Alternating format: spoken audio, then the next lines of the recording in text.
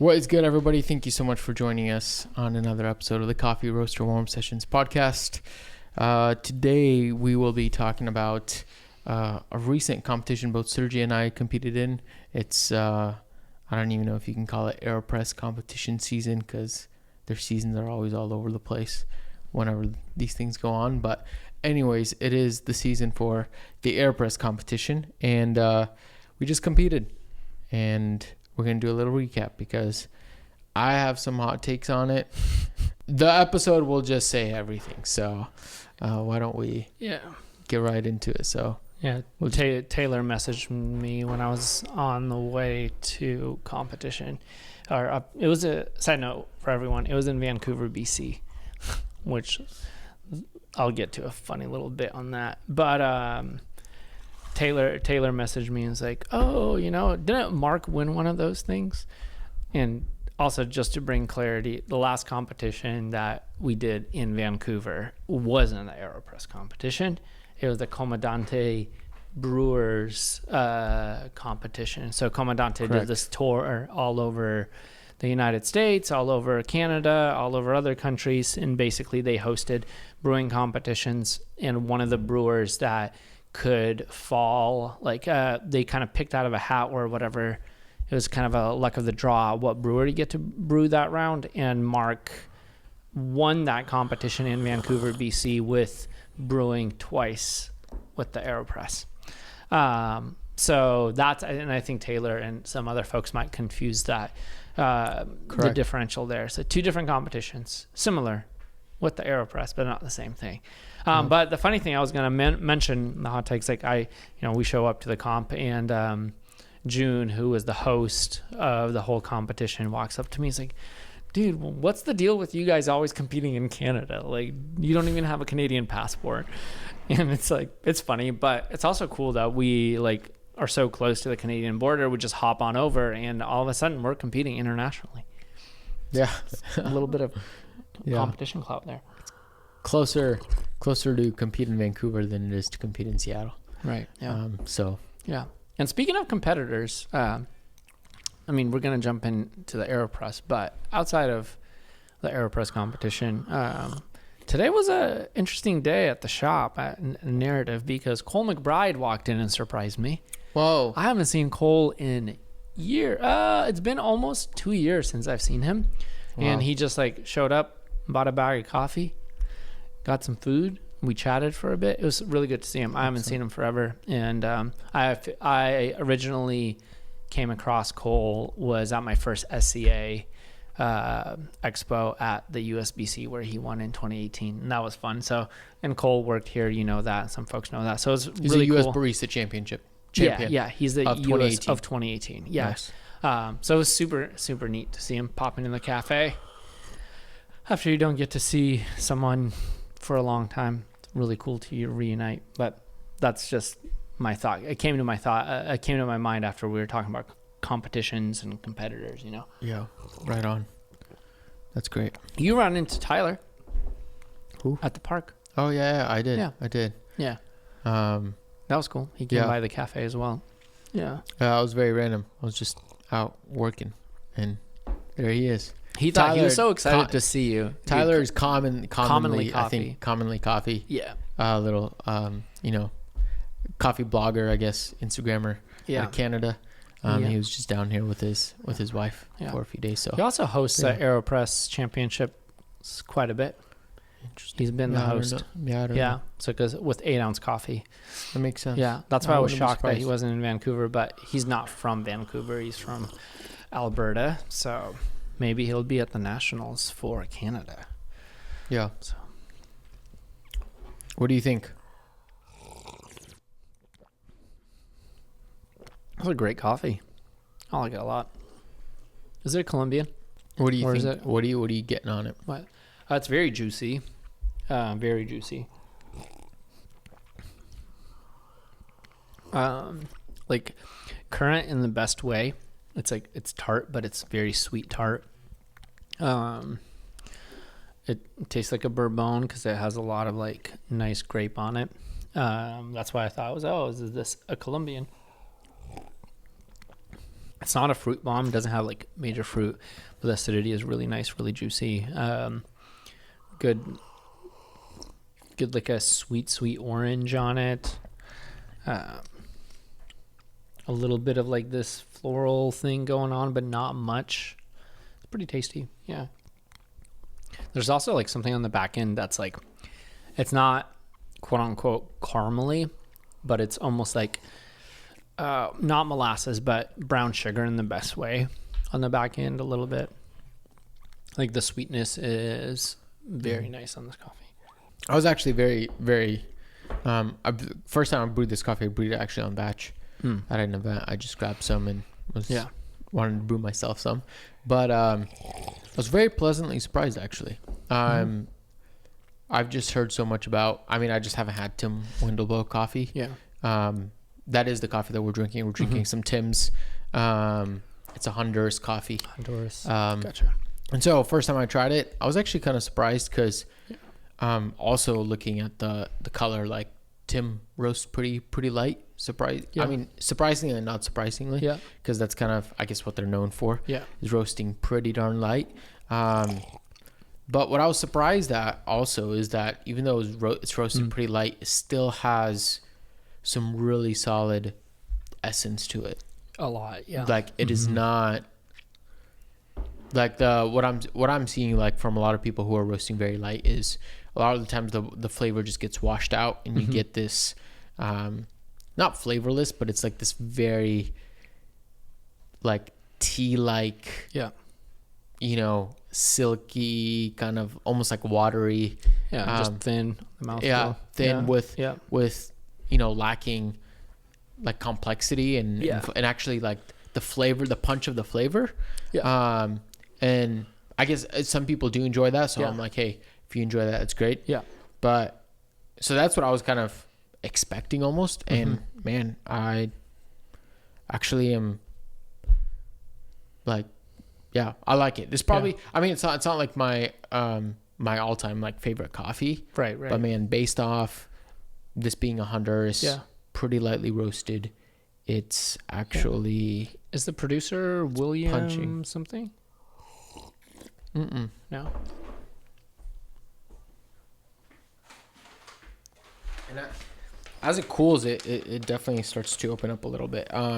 This is a producer, Jobniel C. Dios, El Cielito, and Santa Barbara, Jobniel C.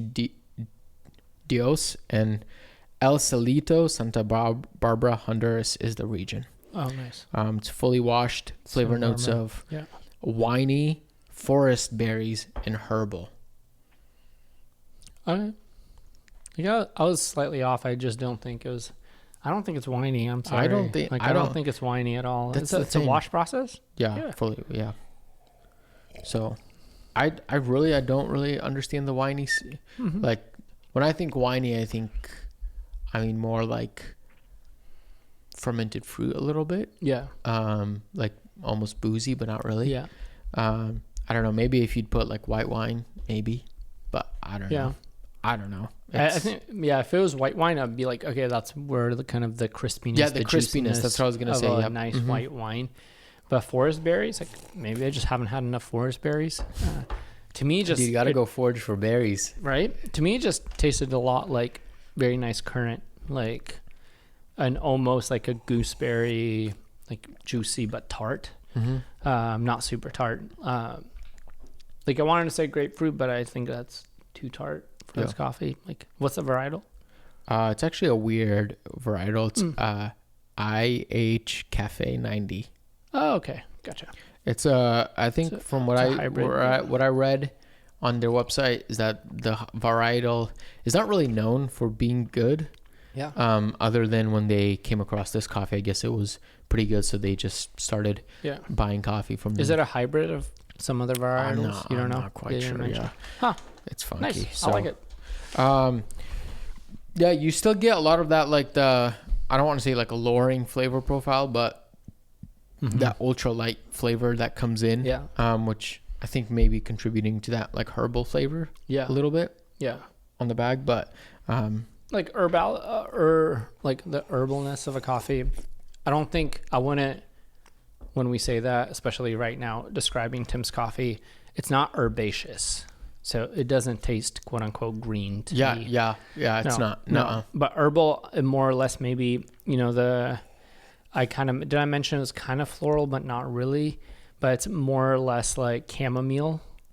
Yeah. That kind of like, which is a very thin line. Yeah. I mean, if you like said, hey, it's not grassy, but yeah, it's chamomile. Yeah. But chamomile is like pretty, like it's like on the line. So yeah. So yeah, very that's interesting. Nice. Yeah. I would pick up another bag of Tim Wendelbo. I'm very intrigued. Yeah. That's nice. So straight from Norway. I mean, they have one of the most prestigious wholesale accounts. So yeah, give us an intro. So Aeropress competition. This is our first Aeropress competition, I think, that we've competed in. Is that correct? Yep. Yeah, and so competition is fun. We've already covered that on the podcast and episodes before. Yeah. Actually, when I was gearing up for this competition and like moments before, I was just thinking I'm like, man, it's kind of cool though that people who just find coffee being a hobby can get together and get excited about competing and playing this game of who can brew the best cup of coffee with a select brew, like with one brewer under a 5-minute time crunch, which the 5-minute, I will say the 5-minute time crunch is spicy. Like you have to have your recipe so dialed, especially if you're hand grinding it. Oh yeah. Like no room. You cannot, you either have to have a really fast recipe, which then kind of throws you under the bus because I mean, you can only brew coffee so fast. But then you have to like shorten your recipe to have enough breathing room, but also not short enough to where your coffee doesn't taste good. Right. So, it's fun, but there were a ton of competitors. I don't remember how much there were, 20 or something like that. Yeah. Yeah. So good. it was pretty packed out. Yeah. It was just a good time. Like unfortunately neither of us won. That being said, we actually both got out in the first round, not in the same round, but in the first round. We didn't go against each other. But we'll get into day of events. I think in prep, again, I don't know about you. I don't brew a lot with the Aeropress. Like I don't brew Aeropress regularly, that is. I'll throw it in my mix of, brewers just to see how it does with certain coffee. But I'm not a regular Aeropress brewer. If we're watching the Eagles, yes. Right. That's a given. Like we're going outdoors, that's a given. If I have to travel, probably a given. Like if I need to bring a brewer, I'm bringing the Aeropress. But I know like a lot of like our friend Jane competed with the Aeropress in Canadian That's brewers. Wild. Yeah. And I've seen other folks compete with the Aeropress. So there's definitely people, especially folks in the competition that we were part of, are excellent brewers when it comes to using the Aeropress. But with that said, I think my prep time was kind of all over the place until Mike Cannon reached out to me on Instagram, he's won the U.S. Aeropress Championship, I believe. I don't remember what year. But he's also like a great brewer, and he gave me like some tips on a recipe. And when I read the recipe that he gave me, I was like, wait, what? Like that doesn't make sense. Because I haven't read the rules yet when he sent that to me. I was just reading the rules because I posted it on Instagram and he replied to that story. And I was like, wait, what? How can you brew a coffee in like 2-minute extraction or whatever? I'm like, you have to figure out a way to create, to raise the extraction level without just contact time. Right? And the recipe made sense because it was like two different grind sizes and stuff like that. So I started practicing with that. And then honestly, dude, like you said, when I read the rules and it was like 5 minutes, at that point I knew I couldn't execute my recipe because I had to grind coffee 2 different grind sizes. And that took way too much time. Like way too much time. My first run through I was grinding for 2 minutes. So Dang. it would have been way too tight. So I automatically knew in preparation that I'm going to have to switch my grinder up, which means I would need to bring another grinder to competition, which is always like challenging. It's like whether you're competing at like Aeropress or Brewers, you're like bring so much gear, which is cool because you're comfortable with your own stuff, and that's good. You're practicing with your own stuff, like less hiccups than you have to like mess around with another grinder. But it's also like super challenging when it comes to like, you have to make sure you don't forget anything, So that was part of my like preparation. Is like, one, I did multiple timed trials before we left to make sure that I could get everything in order. Even like little things, dude, like where do I place the kettle so I don't have to reach a lot? Or when I grind the coffee, like how do I lay out the bar for comp, which is challenging because when you get there, you really don't know. Like, honestly, when I walked in, like I had a few freak outs because I was like, dude, those plugs, how am I going to set up my kettle and grinder? Like all of that. Right. So Yeah, the 5-minute time, I didn't know that that was in the rules until you told me. And I was like, and this was, the week of the competition, and I just started practicing with a timer. And it was like, okay, it's like pushing up against you, Yeah. And so, yeah, I think also the other surprise is you really don't really know the setup the day before. I also walked in, I was like, man, it's overly crowded. The cafe is small to be hosting so many people. You like have to squeeze through, and especially if you're bringing your own water, your brewer, Right. Kettle, scale. If you're bringing all those things, Right. you're barely squeezing through. Like people are dropping stuff. Like, Yep. it's not the most relaxed, spacious environment for this one, and I'm sure for different competitions, it's different. But that's part of the competition is you have to be able to know how to just adapt on the fly. Like, shoot, I only have 2 outlets right near me. Right. That's what I have to work with. Or I don't know, like what are you serving into, or do you need to walk across the room to deliver your brews, or there's just like these things that you really cannot know beforehand, which I think is like, if you're competing, I think nailing down your recipe so well that you don't have to think about the recipe part, so that when you show up, you actually have the brain space to be able to adapt to just different new environments and all that jazz. So the flow of the space. Yeah, for sure. Were you nervous on the drive up? I think just a hair. I think it got worse like when I was there already. Yeah. Like I had to like really, I don't know why, like compared to the Comandante one, maybe just because I just took the Comandante one so like lighthearted, where I felt so good there. This one I was like, man, I don't know, why am I nervous? I'm just brewing a cup of coffee for crying out loud. Like, chill. Yeah. So what about you? Yeah, totally. I think I drive up, I felt pretty good. I felt fine the whole time, really. I got slightly nervous because I arrived, again, like we're doing a border crossing, so like my emotions that were like, oh, okay, like side note, border crossing was super strange. Like I told both there and back that I was in a coffee competition. They never understand. Dude, no, the guy was like so hyped. He's like, dude. Oh, really? Yeah, he's like, hey, can you save me a sip of your coffee? And I was like, dude, I don't think I'm allowed to bring coffee back over like this. He was like, no, save me a sip. And I'm like, dude, why are you clowning on me? I'm not going to see you. You know that, right? Anyway, but it was fun to talk to them. Yeah. I always love a little banter with the Border Patrol folks. it's so much fun. No, it's not that fun. I enjoy it a lot. Not all the time.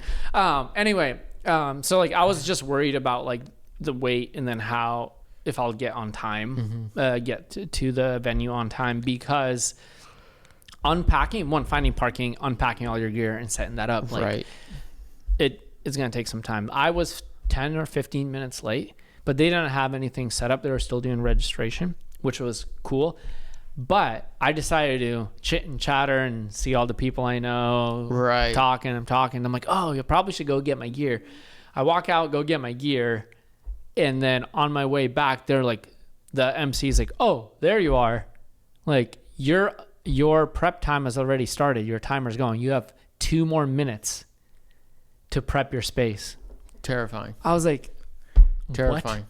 I did not sort my coffee. Everyone was like sorting for 30 minutes. Dude, it was like a rat's nest yeah, in there. dude, Like, as soon as everybody just throwing, I'm like, chill, you guys, like, easy. It was wild. I quickly like just like grazed through, like speed grade. making sure that all of the coffee beans were the same size. I was more or less trying to make sure that that the size of the coffee beans was the same, so there's consistency that way. But quickly grazed through that. I left a lot of things backstage. I left my RDT. I did not like spray my beans, especially considering I'm using the Ode. Right. Like, that's so crucial. So I left that, which was a bummer, but it worked out fine. It took up a few more minutes of my time because of the static. It was clinging to the tin.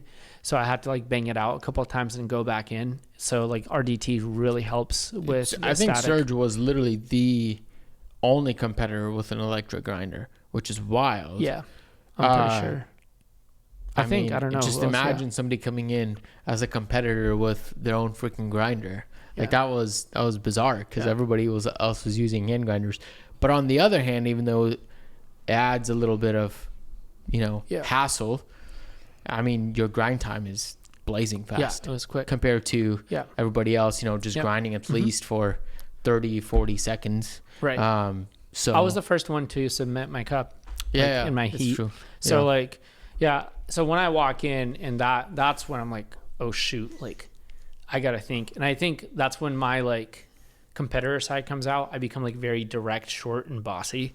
And I'm literally telling like the volunteers and MCs, I'm like, I don't have this, I need this, I need to figure this out. Like, it's not on the table. Yeah. Like, you know what I mean? Like, so I was like, and then the guy that actually won my heat was standing next to me, was like, oh yeah, what about this? Oh yeah. Like, and I felt like it kind of like my kind of directness and my attitude and my, just a vibe in the moment, automatically made him think through stuff that he didn't have. So that was pretty interesting. And same thing with like, I mean, during the brewing part, one of the challenges was I did not bring a timer. So I had no idea where my time was. So I kept yelling time to a timekeeper, and I would not get any response. And that's when I like try to get the MC's attention to get a response for time, because I had no idea where I was, time wise. And that was the challenging part. It's like there's no clock anywhere. So. Yeah, I mean, that was also like a bummer for me because I don't know, I just like hearing like, I mean, I'd be happy with every 30 seconds if you were just telling me, because I need to keep a mental note. Yeah. So without even keeping track, I just had my phone. I set my own 5-minute timer. Perfect. Just so I can see right in front of me. That's, and I don't have to worry about hearing somebody else say anything. It's like, boom, it's right there. And I also practiced like that, so it just felt very natural. Yeah. But yeah, so. Yeah. Yeah. And I think during the brewing part, like, I love when someone in the audience like says something like ridiculous. Like, someone was watching me brew and said like, when is he going to stop stirring? And I was like, dude, I love that. My recipe was so whack, and it was an ode that people were so confused. And I mean, it would have been cooler if I would have won, but still it's like, people are like, dude, what is he doing? This is so crazy. And then when I added my second dose into the brewer halfway through my brew, then people are like, that's weird. We've never seen that before. And I talked to the guy that was making the comments afterwards, and I was like, that's weird. But I think small stuff like that in the middle of competition really energizes me. Like, it pumps me up. Like, I love that energy, and it like actually makes me more confident. So I think once I hit like halfway and I started actually brewing and standing there stirring, I literally stirred for 50 seconds, and I'm standing there stirring this whole time while everyone else is doing stuff. And I'm just like, like, I think that's when my confidence like boosted, and I'm like, oh, sick. Like, I'm ahead of the game right now, and I'm doing really, really well. And to be honest, I rarely say this in competition. I had minimal to no mistakes in my routine. Just no, like, there was not, I didn't feel like I had a mishap. I didn't feel anything. I had everything lined up. The only thing is like, I wish I would have had the RDT to spray, because it would have made things quicker. But it didn't even throw me off. I didn't get frazzled. Yeah. Yeah, I mean, same. I feel like most of my recipe went pretty well. Other than I kind of plunged a little too fast and finished. I think it was like 5-10 seconds earlier. Yeah. Or which is like a decent a decent time difference. Yeah. But I will say I think speaking of the results, it was just a hairy situation because it's like that when I first showed up, I was just right before I was gonna go up, I was like, man, I really do not have no idea what they're looking for.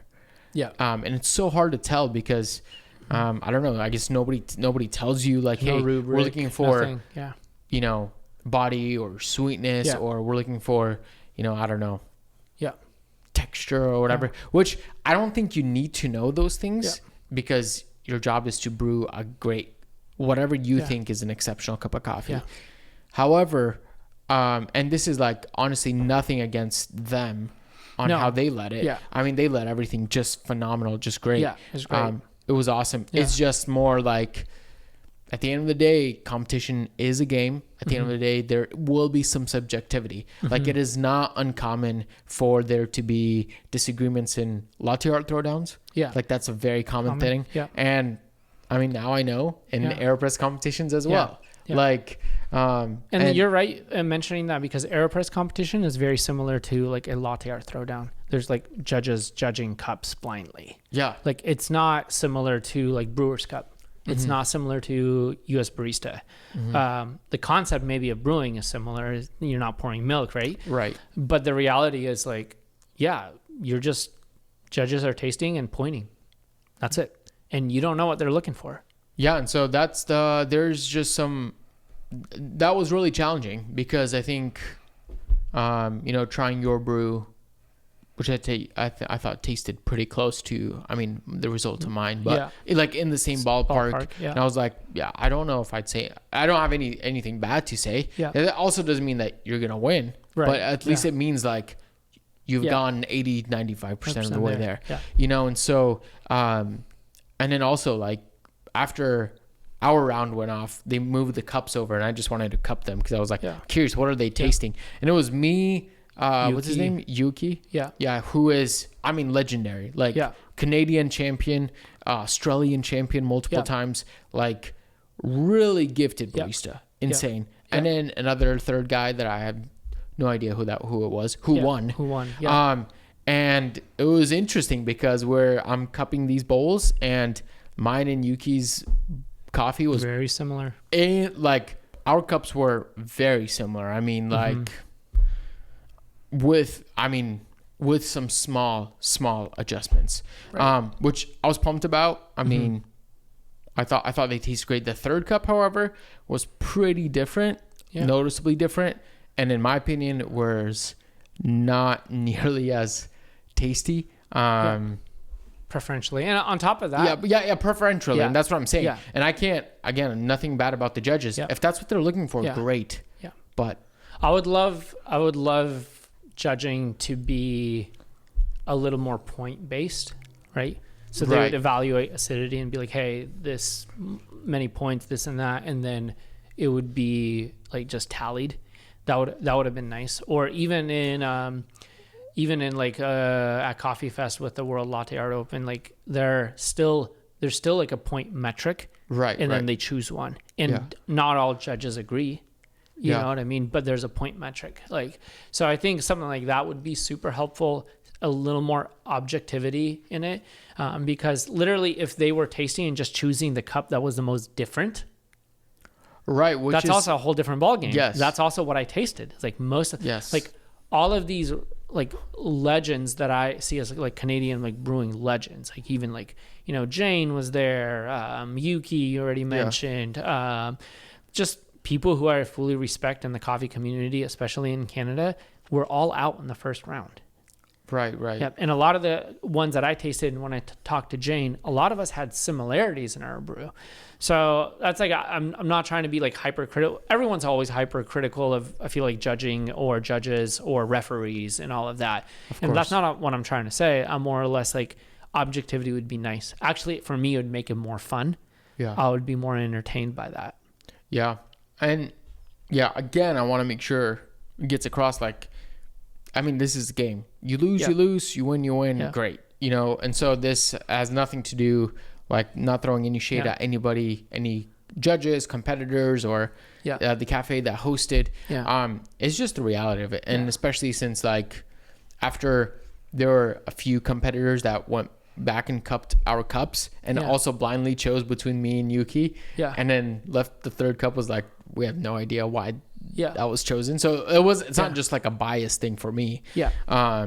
And so, that was kind of just a learning experience, you know? Yeah. So, and a lot of but these competitions, it was super fun. Yeah. These competitions are really like, it's hard to say like who can brew the best cup because there's so many variables. Again, we have already mentioned it's 5 minutes. You're playing a game within basically an arena. Like, you know what I mean? Yeah. Like, this is a cage match to a degree. Like the only way you get out is if you submit a coffee kind of thing. Right. And you can only work with what's there, what you put on the stage. Correct. And then finally, it's like some of the times it's really who makes less mistakes, not who does better. You know what I mean? And 100%. That's also could be a very sketchy thing to say, but it's like, at the end of the day, it's brewing a cup of coffee in that context for that specific time. And if it hits, it hits. That's it. Yeah, 100%. Well, would you do it again quickly? I think so. I'm going to have to. I know. In a few Tell weeks. us. So going to Arkansas? I'm going to go to Arkansas. Sick. To Onyx. Hell yeah. Hoping for better judges. No, just kidding, folks. Just kidding. No shade here. But I'm Onyx, obviously Onyx is providing the coffee. When do you get your coffee? Yes. I'm not sure. I bought it last week. Okay, sick. And should be arriving, I don't know, soon, hopefully. Cool. So I can practice. Hopefully the coffee's gonna be tastier. Stoked. That was also that's not even not even we're talking not about. Talk about yeah, that. Yeah. That we're not gonna talk about the coffee. Yeah. That's one thing I wanted to avoid on this pod. Yeah. So but that's great. And if you went on, Friday, August 23rd, it's just one competition, and you go straight. You're U.S. champion, and then to Lisbon. Hell Portugal. yeah, dude. That's exciting. I'm so stoked for you. Yeah. I mean, we'll see. I don't know. Who knows? Yeah. So, well, folks, that's a wrap for this Aeropress competition episode. Maybe you'll get one in a few weeks if it goes well. If it doesn't go well, you won't get anything. I'll just have to interview you. Yeah. That'll be exactly. fun. I would love that. That'd be fun. Sweet. So well, sick. Friends, thank you so much for listening to another episode of the Coffee Roaster Warm Sessions podcast. And as we always say, remember, reflect what's good.